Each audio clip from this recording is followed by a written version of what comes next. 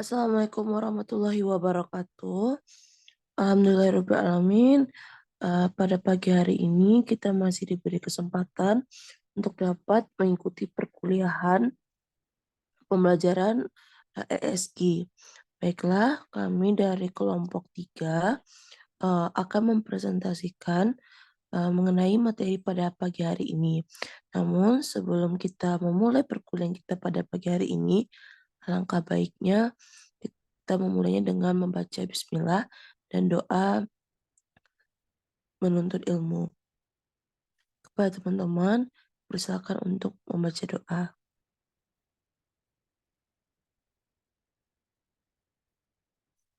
Baik, doa selesai. Selanjutnya mungkin kita akan langsung melakukan presentasi mengenai materi, yakni ketangguhan sosial. Slide selanjutnya. Baik, kami dari kelompok 3 yang beranggotakan Afifah Zarah Pamela, Anissa Maharani, Hasna Lutifah, Khairunnisa, Marina Azhar Nasution, Masyito Arestu Ibunda, Putri Silmi, Nurul Fadilah, dan Yosi Ramadona. Pada kesempatan kali ini, kita akan membahas yang pertama adalah mengenai ketepatan memahami makna berdasarkan kasus atau contoh ketangguhan sosial atau social strength. Untuk presentasi pertama akan dibacakan oleh Messi. Kepada Messi dipersilakan. Baik, terima kasih kepada moderator. Nah, untuk yang bahasan pertama yaitu mengenai ketepatan dalam memahami makna berdasarkan kasus atau contoh ketangguhan sosial atau social strength. Nah, untuk terlebih dahulu kita harus tahu nih apa sih pengertian dari ketangguhan itu sendiri. Nah, ketangguhan merupakan suatu bentuk kepribadian yang menjadikan individu lebih kuat, optimis, stabil dan tahan dalam menanggulangi efek yang negatif. Nah, konsep tentang ketangguhan ini pertama kali dikemukakan oleh Kobasa sebagai suatu proses penilaian kognitif yang terdiri atas 3 karakteristik, yaitu ada kontrol, komitmen, dan tantangan. Nah, seperti yang sudah dikatakan sebelumnya, jadi aspek-aspek dari ketangguhan itu sendiri ada 3, yaitu ada komitmen, yaitu bagaimana seorang yang berkomitmen tidak akan mudah menyerah dalam situasi apapun. Nah, yang kedua yaitu ada kontrol. Nah, bagaimana individu dengan kontrol yang kuat akan cenderung lebih optimis dan lebih berhasil dalam menghadapi permasalahan. Nah, dan yang ketiga, tantangan. Bagaimana kecenderungan memandang perubahan sebagai kesempatan untuk berkembang ke arah yang lebih baik dan bukan sebagai sesuatu yang mengancam kehidupannya. Nah, kemudian kita membahas mengenai apa saja sih faktor yang mempengaruhi ketangguhan itu. Nah, yang pertama yaitu kemampuan dalam merencanakan sesuatu secara realistis. Yang kedua, rasa percaya diri dan citra diri seseorang yang positif. Dan yang ketiga, bagaimana keterampilan seseorang dalam berkomunikasi dan kapasitas untuk mengelola perasaan dengan baik.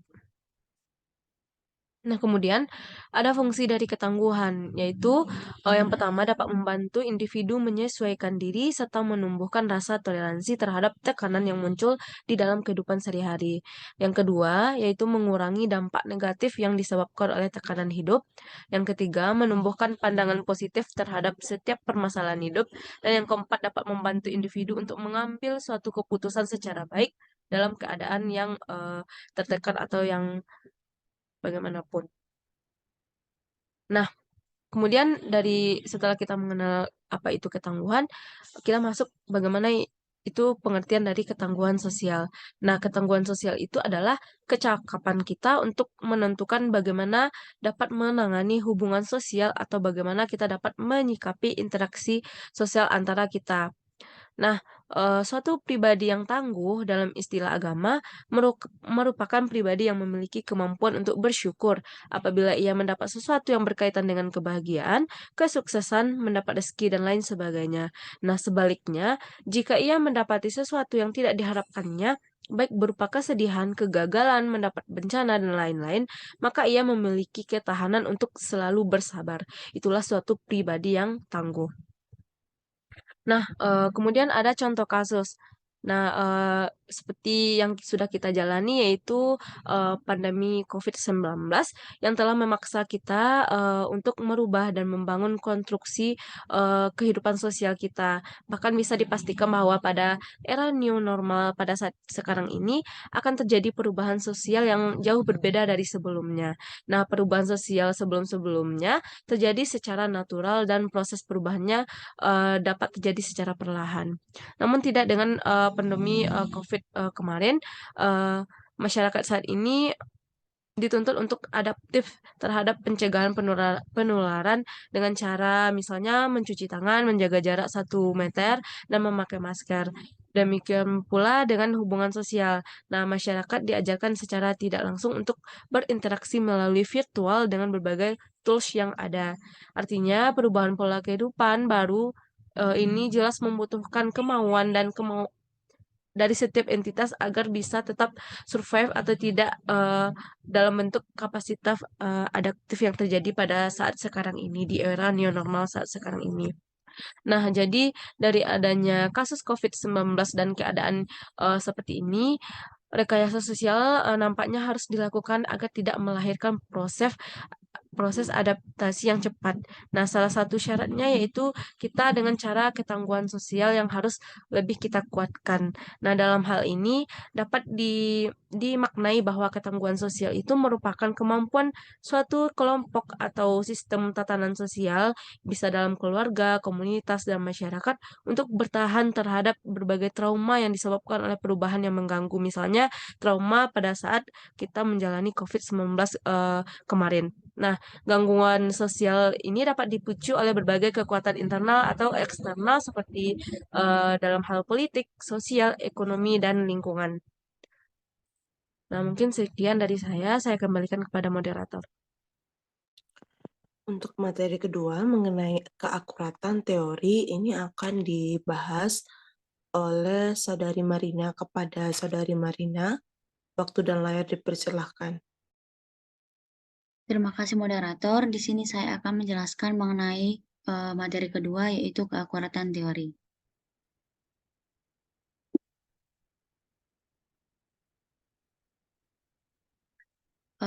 Bagian pertama yaitu pengertian. Pengertian dari keakuratan adalah penguraian dari pengkodean yang dilakukan dengan cermat dan teliti sehingga menghasilkan suatu informasi yang akurat dan benar. Sedangkan pengertian dari teori merupakan ide atau prinsip-prinsip umum yang berhubungan dengan fakta-fakta yang pada pokok persoalan. Uh, Jika digabungkan, maka keakuratan teori adalah penguraian ide atau prinsip yang berhubungan dengan fakta pada pokok persoalan yang dilakukan dengan cermat dan teliti sehingga menghasilkan suatu informasi yang akurat dan benar. Teori dikatakan akurat apabila teori tersebut tidak bias atau menyesatkan, bebas dari kesalahan-kesalahan, dan harus jelas mencerminkan maksudnya. Ketidakakuratan sebuah teori dapat terjadi karena sumber teori atau data mengalami gangguan atau kesengajaan sehingga merusak atau mengubah data-data asli tersebut. Next. Berikut adalah beberapa hal yang dapat berpengaruh terhadap keakuratan sebuah teori. Antara lain, yang pertama yaitu teori yang akurat harus memiliki kelengkapan yang baik. Karena bila teori yang dihasilkan sebagian tentunya akan memengaruhi dalam pengambilan keputusan atau menentukan tindakan secara keseluruhan, sehingga akan berpengaruh terhadap kemampuannya untuk mengontrol atau memecahkan suatu masalah dengan baik. Yang kedua yaitu teori yang dihasilkan oleh proses pengolahan data haruslah benar sesuai dengan perhitungan-perhitungan yang ada dalam proses tersebut. Yang ketiga yaitu teori harus aman dari segala gangguan atau noise dapat mengubah atau merusak akurasi teori tersebut dengan tujuan utama. Itulah dia tadi pemaparan materi dari saya kembalikan kepada moderator. Baiklah, untuk materi ketiga mengenai keaktifan berdiskusi akan dibahas oleh Saudari Putri Silmi. Kepada Saudari dipersilahkan. Baik, terima kasih moderator. Untuk pembahasan selanjutnya adalah keaktifan berdiskusi. Nah, mengenai pengertiannya, yang pertama itu ada keaktifan. Nah, keaktifan merupakan kata dasar dari aktif. Aktif berarti giat, gigih, dinamis, atau bertenaga. Nah, keaktifan yang dimaksud di sini adalah keikutsertaan peserta didik secara langsung dalam mengikuti proses pembelajaran, khususnya dalam proses berdiskusi. Nah, kemudian pengertian yang selanjutnya itu adalah diskusi. Nah, diskusi adalah perundingan, bertukar pikiran, pembahasan akan suatu masalah antara dua orang atau lebih yang tujuannya itu untuk memperoleh kesamaan pandangan tentang sesuatu masalah yang dirasakan bersama. Nah, selanjutnya itu ada tujuan keaktifan berdiskusi.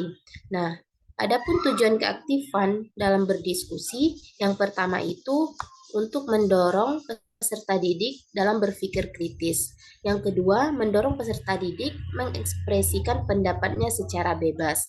Yang ketiga, mendorong peserta didik untuk dapat menyumbangkan buah pikirnya dalam memecahkan masalah bersama. Kemudian yang keempat, mengambil satu alternatif jawaban atau beberapa alternatif jawaban untuk memecahkan masalah berdasarkan pertimbangan yang sama.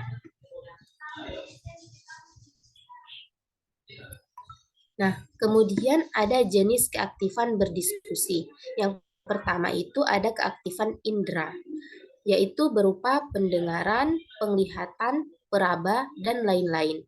Nah, sehingga peserta didik dirangsang untuk menggunakan alat inderanya sebaik mungkin. Nah, yang kedua itu ada keaktifan akal. Akal anak harus aktif untuk memecahkan suatu masalah, seperti menimbang-nimbang, menyusun pendapat, dan mengambil keputusan.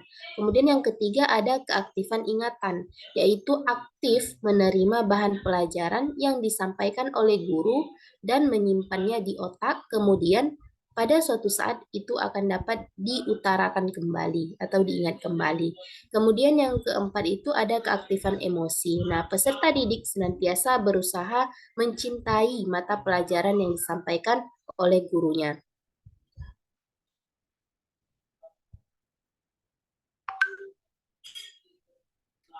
Nah, selanjutnya adalah langkah-langkah metode diskusi.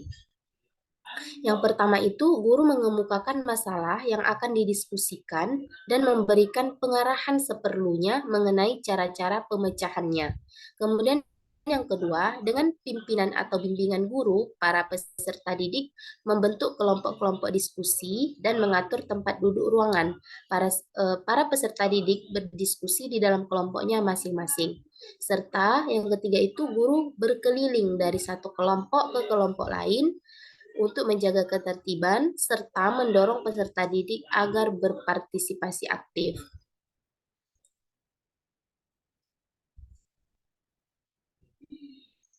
Nah, selanjutnya itu setiap kelompok itu akan melaporkan hasil diskusinya. Nah, hasil-hasil yang dilaporkan itu nantinya akan ditanggapi oleh semua peserta didik. Nah, guru memberi ulasan atau penjelasan itu bisa nanti berupa penegasan terhadap laporan-laporan tersebut. Kemudian yang terakhir, para peserta didik akan mencatat hasil diskusi dan guru mengumpulkan laporan hasil diskusi dari setiap kelompok untuk file kelasnya.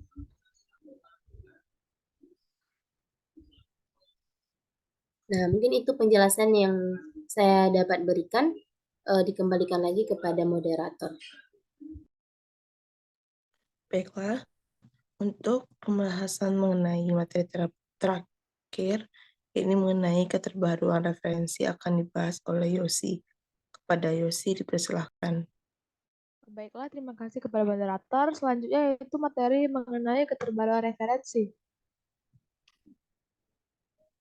Pengertiannya yaitu kebaruan adalah aspek yang sangat penting dari penelitian. Referensi adalah informasi yang dijadikan rujukan atau petunjuk dengan tujuan untuk mempertegas suatu pernyataan. Jadi, keterbaruan referensi adalah informasi yang baru untuk dijadikan rujukan dalam suatu penelitian. Yang selanjutnya itu tipe unsur kebaruan. Yang pertama itu kebaruan tipe 1 atau invention. Invention yakni bersifat menemukan sesuatu dalam artian merubah prinsip dasar yang sudah ada sebelumnya atau praktek atau kebiasaan yang menjadi dasar. Yang kedua yaitu kebaruan tipe 2 atau improvement. Tipe kedua ini juga hampir sama dengan tipe yang pertama, hanya saja sifatnya dapat berupa peningkatan dari prinsip yang sebelumnya atau bersifat perbaikan dari teori atau praktek yang sudah ada sebelumnya. Yang terakhir yaitu kebaruan tipe 3 atau refutation. Untuk tipe yang ketiga ini seorang harus memiliki wawasan yang komprehensif sebagai landasan untuk menghasilkan sebuah prinsip dasar yang baru dari unsur kebaruan penelitian. Sekian materi dari saya kembalikan kepada masyarakat. Baiklah, terima kasih kepada teman-teman yang sudah menyampaikan mengenai materi pada program pagi hari ini. Kami dari kelompok 3, mohon maaf apabila ada kesalahan. Selanjutnya kita akan masuk ke sesi diskusi forum di e-learning kepada teman-teman yang akan memberikan tambahan materi ataupun pertanyaan, silakan dimuat ke dalam e-learning. Sekian dari kelompok 3. Terima kasih. Assalamualaikum warahmatullahi wabarakatuh.